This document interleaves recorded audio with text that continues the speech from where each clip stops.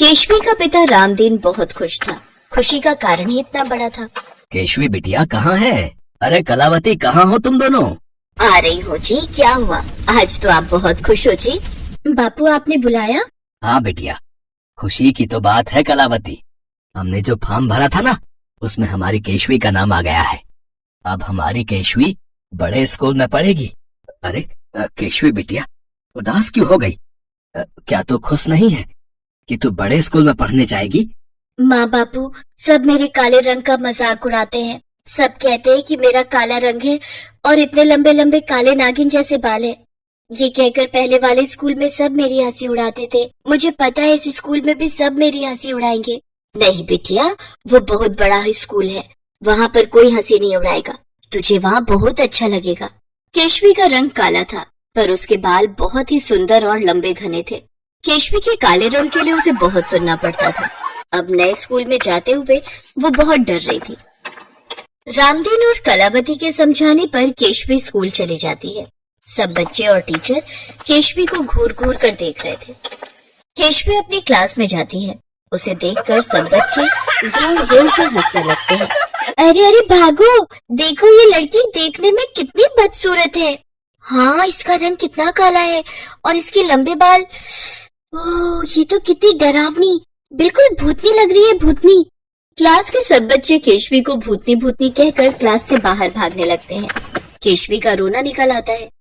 तभी उनकी class teacher आ जाती है और वो बच्चों को डांट कर बिठाती है। ये क्या शोर मचा रखा है?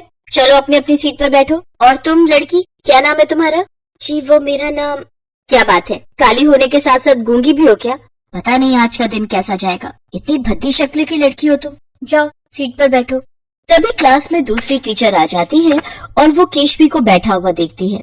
सुनैना मैडम, ये न्यू एडमिशन आई है क्या क्लास में?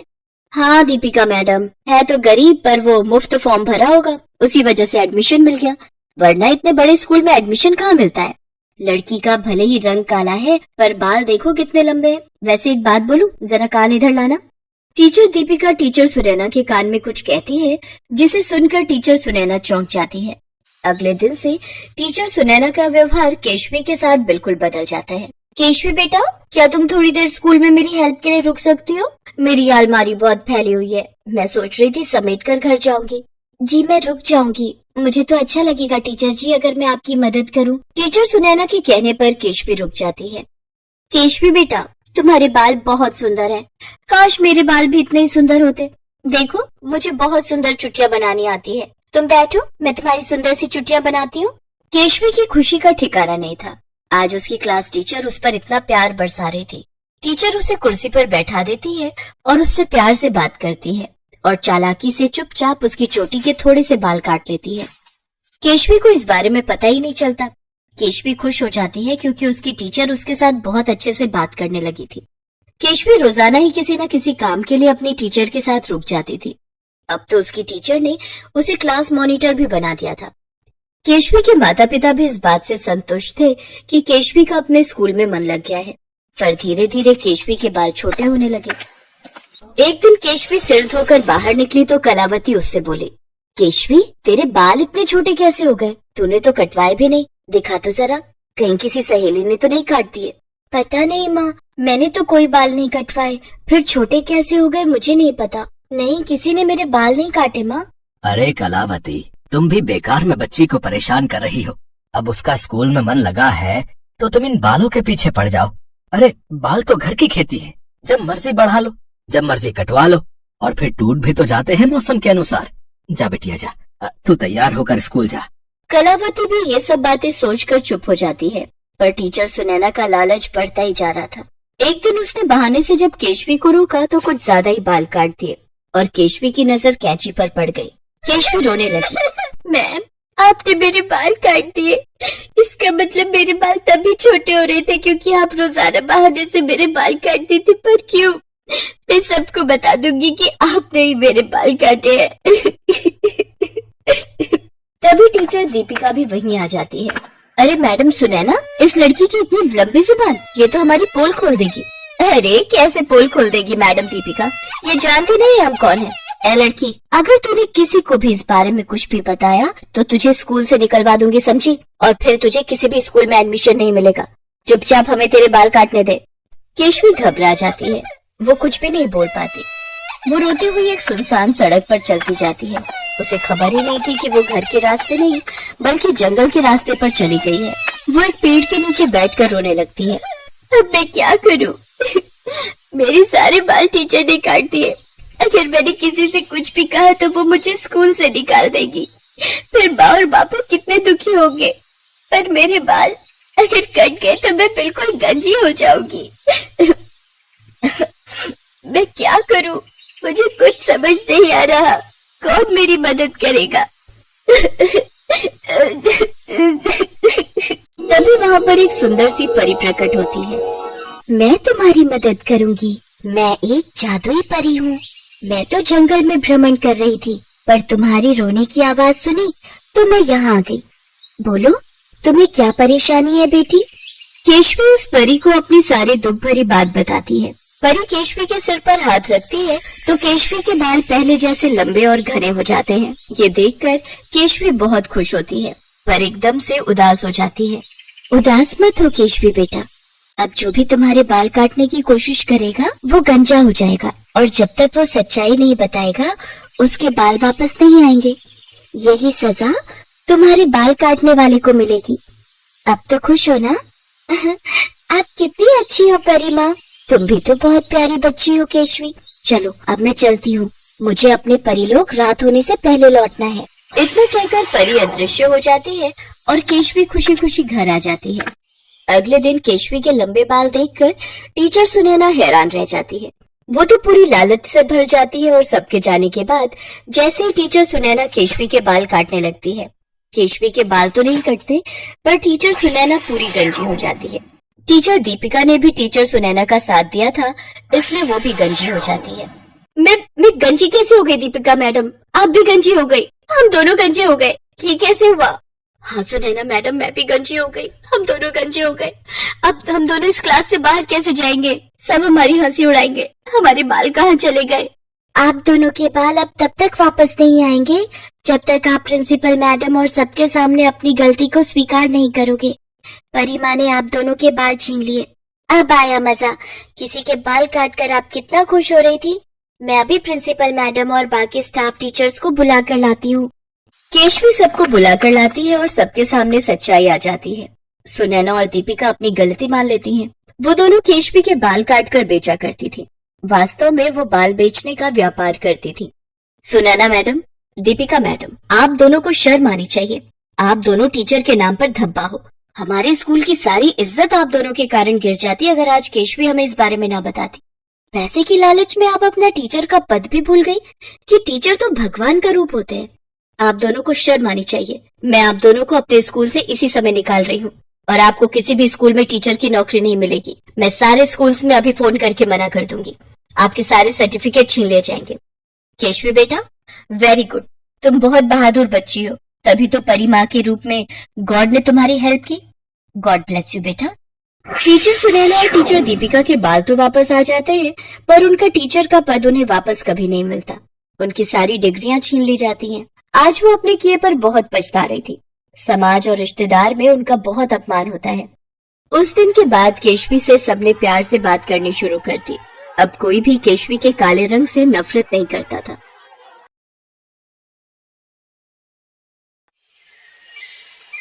दीपक एक अनाथ लड़का था। एक बड़े स्कूल में सफाई का काम करने वाले दीनू को वो एक कचरे के ढेर के पास लावारिस हालत में मिला था। दीनू ने शादी नहीं की थी, उसने ही दीपक को पाल पोस कर बड़ा किया।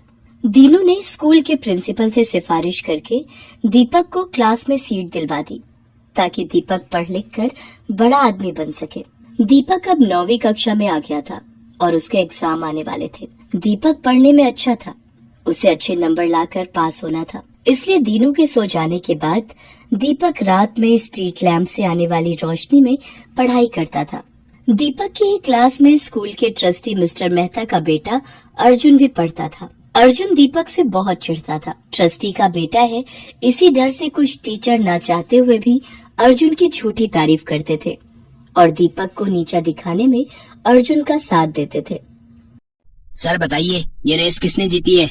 आप तो अच्छे से जानते हैं ना विनर कौन है। हाँ हाँ दीपक, तुम इस रेस में हार चुके हो। अर्जुन तुमसे पहले ही उस लाइन में पहुंच गया था। देखा, मैं हमेशा जीतूंगा, मुझे कोई नहीं हरा सकता। दीपक मायूस होकर क्लास में आ जाता है। सर, कब तक हम अर्जुन से डरकर उसे झूठा विनर बनाते रहेंगे? मिस नैना, आप तो जानती हैं अर्जुन स्कूल के ट्रस्टी का बेटा है और प्रिंसिपल मैम ने हमें पहले ही ऑर्डर दिया हुआ है कि हमें अर्जुन के साथ बहुत अच्छे से पेश आना है, और फिर अगर हम ऐसा नहीं करेंगे तो हमारी नौकरी पर बात आ जाएगी। पर कब तक हम ये अत्याचार सहन करते रहेंगे? दीपक एक अनाथ गरीब स्टूडेंट है। दीनू काका ने उसे अपने बेटे की तरह पाल पोस कर बड़ा किया है और यहाँ पढ़ा रहे हैं ताकि दीपक बड़ा होकर अपने पैरों पर खड़ा हो सके। पर अर्जुन जैसे बच्चे दीपक जैसे होनहार बच्चों को आगे नहीं बढ़ने देते। फिलहाल तो हम कुछ नहीं कर सकते मिस नैना, हमें सब कुछ वक्त पर छोड़ देना चाहिए। एक दिन दूसरे स्कूल के टीचर प्रिंसिपल के साथ सब बच्चों को मिलने आए और वो दीपक की क्लास में गए। उन्होंने सब बच्चों से कंप्यूटर के कुछ सवाल पूछे, पर सबसे पहले दीपक ही हाथ खड़ा करता था। प्रिंसिपल ने दूसरे स्कूल के टीचर से कहा, अरे नहीं सर, इसे कोई उत्तर नहीं आता होगा, इसके घर तो कंप्यूटर ही नहीं है। ये हमारे स्कूल के सफाई कर्मचारी का बेटा है, उसने बहुत जिद की तो हमने इस अनाथ बच्चे पर मेहरबानी करके स्कूल में सीट दे दी। नहीं सर, मुझे सचमुच इस प्रश्न का उत्तर आता है, मैंने इसके बारे में पढ़ा है। सर, अर्जुन इस प्रश्न का उत्तर जानता है। अर्जुन, इस प्रश्न का उत्तर तुम दोगे। सर, मुझे इस प्रश्न का उत्तर नहीं आता, मैंने इसके बारे में नहीं पढ़ा। सर, मुझे पता है, क्या मैं उत्तर दूं? हाँ बेटा, तुम उत्तर दो। दीपक का उत्तर सही था। दूसरे स्कूल के टीचर के साथ साथ स्कूल के सभी बच्चे दीपक के लिए तालियां बजाते हैं। प्रिंसिपल सर बिल्कुल चुप थे। अर्जुन इस बात में अपना अपमान समझता है और दीपक से बदला लेने की योजना बनाता है। मुझे इस दीपक का कुछ करना ही होगा और मुझे पता है ये स्कूल से कैसे निकलेगा। दीपक की परीक्षा आने वाली थी। वो परीक्षा के लिए बहुत मेहनत कर रहा था। अर्जुन स्कूल के गार्ड को धमकाकर अगले दिन होने वाली परीक्षा का पेपर चुरा लेता है और दीपक के स्कूल बैग में रख देता है और जाकर प्रिंसिपल सर को भड़का देता है। आइए सर, मैंने अपनी आंखों से दीपक को कल होने वाले एग्जाम पेपर की चोरी करते देखा है। अगर आपको यकीन नहीं हो रहा तो आप गार्ड से भी पूछ सकते हैं। गार्ड से पूछने की जरूरत नहीं है, अभी हम दीपक का बैग चेक कर लेते हैं। अर्जुन तो पहले ही दीपक के बैग में एग्जाम के पेपर रख चुका था। दीपक के बैग में एग्जाम पेपर मिल जाता है। सर, मुझे नहीं पता ये पेपर मेरे बैग में कैसे आया, मैं इसके बारे में कुछ भी नहीं जानता, मेरा विश्वास कीजिए सर। जाकर दीनू को बुला कर लाओ। हमें इस दीपक जैसे स्टूडेंट को अपने स्कूल में एक सेकंड भी नहीं रखना। अगर ये इस स्कूल में रहा तो हमारे और भी बच्चे चोर बन सकते हैं। सर, मेरा दीपक चोरी नहीं कर सकता, ये ऐसा नहीं है, मेरा विश्वास कीजिए। बाबा, मैंने चोरी नहीं की, मुझे नहीं पता मेरे बैग में ये पेपर कहाँ से आया। मैं कुछ नहीं सुनूंगा, मैंने तुम पर तरस खाकर कि चलो अनाथ बच्चा पढ़ लिख जाएगा इसलिए स्कूल में एडमिशन दिया, पर दीनू शायद इस बच्चे में संस्कार नहीं आ पाए। आखिर है तो अनाथ ही, और तुम भी तो मामूली सफाई वाले हो, हमें सब पता है। ये गरीब बच्चे चोर ही बनते हैं, बड़े स्कूल में पढ़ने की इनकी औकात नहीं है।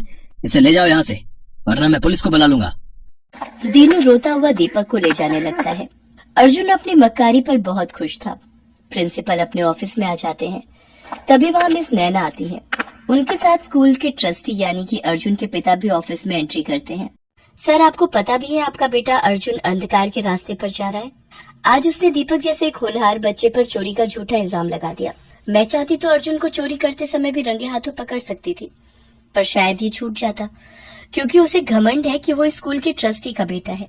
मैंने उसे चोरी करते हुए सारी रिकॉर्डिंग अपने फोन में कर ली। ये देखिए मिस्टर मेहता, आपका बेटा स्कूल में एग्जाम पेपर चोरी कर रहा है। क्या आप चाहते हैं कि वो बुराई के रास्ते पर जाए और एक दिन आपका नाम मिट्टी में मिला दे? मैं चाहूँ तो इस वीडियो को पूरे स्कूल में दिखा सकती हूँ, पर आप जानते हैं कि आपकी कितनी बदनामी होगी।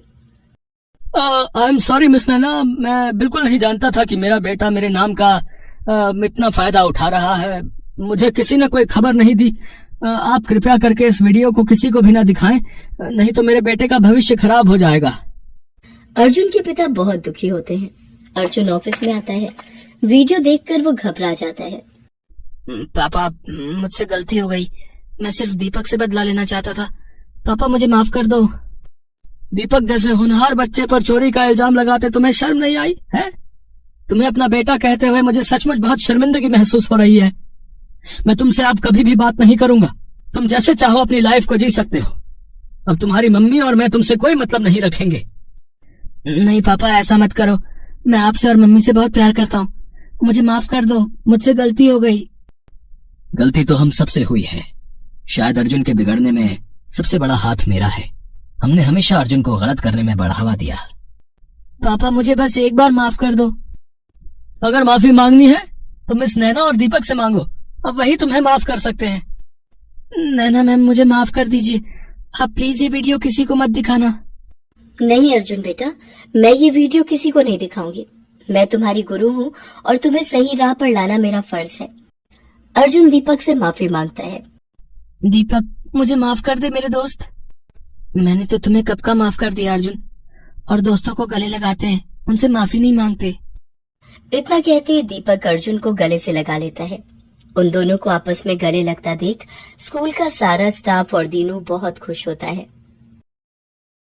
Best buddies. Hello friends, thanks for watching this video. अगर आपको ये वीडियो पसंद आया है तो प्लीज लाइक, सब्सक्राइब, कमेंट्स करें इस वीडियो पर और हाँ, शेयर करना भी ना भूलें। और भी मजेदार वीडियो देखने के लिए नीचे दिए गए बेल आइकॉन को दबाएं। देखते रहिए बेस्ट बडीज।